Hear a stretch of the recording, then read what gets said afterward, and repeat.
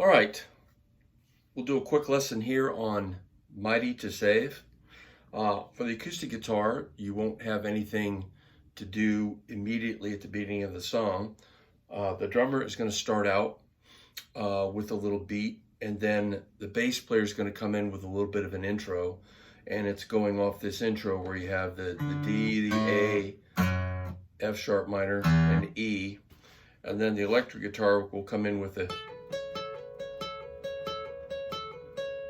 So they're playing that part. So they're going to play that twice. So you have the while this is going on with that's going to be played over the D, A, F sharp minor, and E chords. So that whole intro right there, D, A, F sharp minor, E, is going to be played a total of 4 times before the acoustic guitar comes in. So what you can do on this is, for the first part, you can just kind of do a little bit of a mixture of diamonds and some picking. Exactly how you do it I think would depend on the feel. Just listen to the rest of the musicians, listen to the drums, and just kind of feel out what sounds like a good mix. I'm just giving you a general idea here. But with when we start in verse 1 where it says everyone needs compassion, you'll be doing.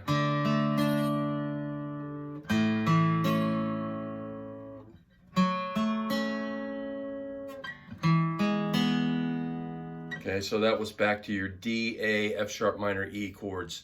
That progression right there is pretty much the foundation of the song. So you could do diamonds too if you thought that would sound a little bit better. Just D, everyone needs compassion, a love that's never failing. Let mercy fall on me. So I can't sing it, but that's the basic idea behind there. So in verse 1, continuing, you do the same thing again after let mercy fall on me. Everyone needs forgiveness, the kindness of a Savior, the hope of nations. And then there's a little bridge in there before we go to the chorus where you go.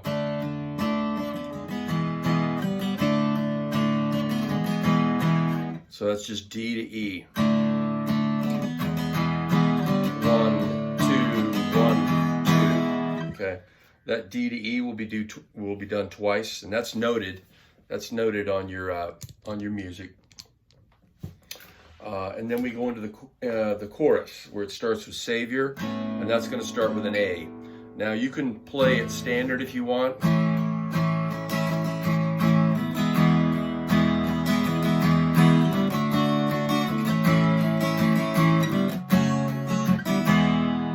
Okay, or something I do that I think just kind of sounds nice.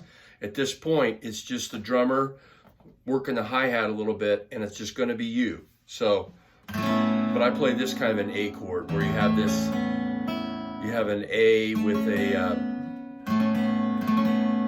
not really sure exactly what the technical title of that chord would be, but you play an A up here, just lift off your first finger, and you're only going to use your 2 fingers, second finger on the 3rd string 6th fret, third finger on the 4th string 7th fret. Then my next chord after that is going to be just slide this down 1 fret, and I'm going to drop and I'm going to play. So the progression is this.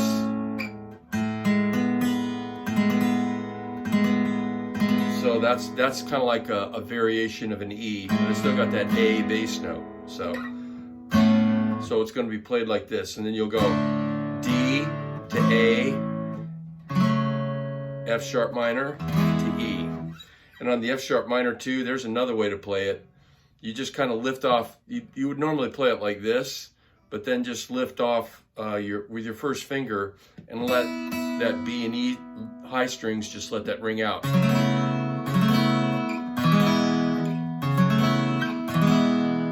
So in a way, it's actually easier to play because you're not barring anything. F sharp minor, variation, E. So the chorus will go like this. It'll go.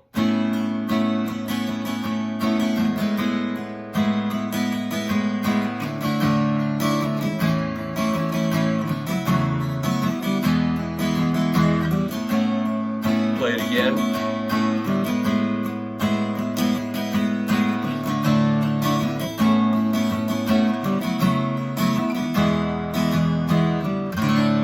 Then we're going back into the little tagline that is like the intro all over again before we go into verse 2. So again, on that chorus, you can do, here's your chord forms, that A, that kind of a variation of an E, D, and then you can play the A here, or you can come back up here if you like the sound of that. So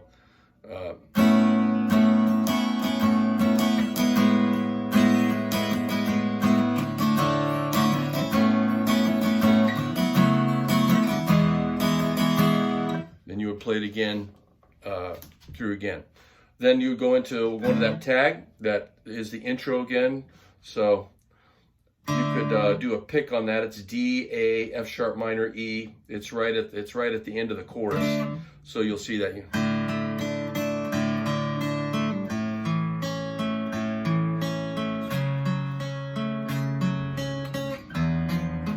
Whoop. Okay, so and then we go into verse 2, and then you can kind of again just kind of do a picking, a rhythmic picking thing.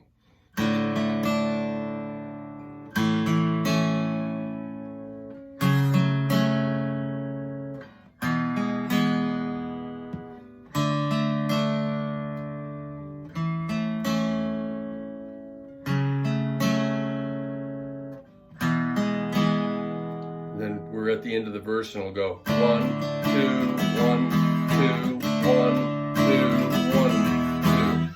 And then at this part, everybody's kind of coming in. So you can play it the same way you played it the first time, or you can just play some standard chords, which would be, or with starting with Savior, He Can Move the Mountains.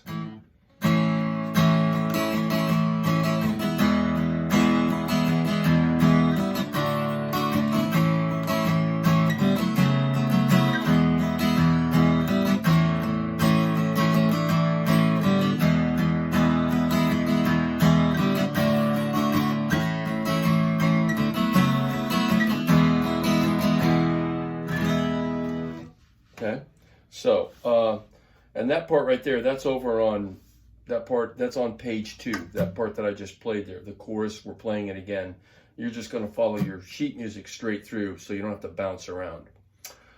So that's the chorus, and then there's kind of like a little interlude there where it says, you'll notice after the chorus on the second page, it says D, A, E sharp, or E, F sharp minor.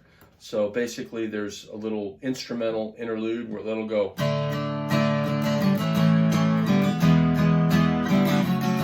Do it again.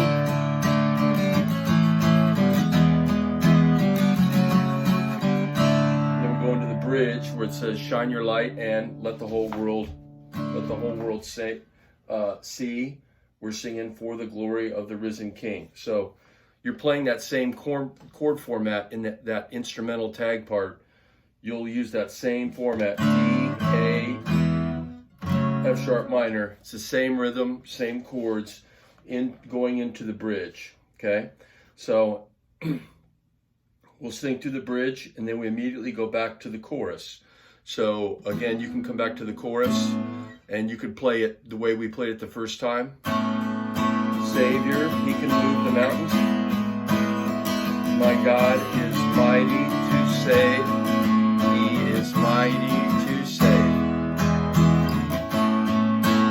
Okay, and so you can, and then you can continue on with that chord, with those chord forms throughout the song. Well, that is the rest of the chorus, because when we get to the end of He rose and conquered the grave, Jesus conquered the grave, you notice it says 2x. So we're going to sing at the very end, we'll sing the chorus twice, okay? And then after the chorus is done with Jesus conquered the grave, there's your E, it's your last chord. On the end, you can just do that D, A, F sharp minor, E. Just kind of do a picking like you did in verse 1.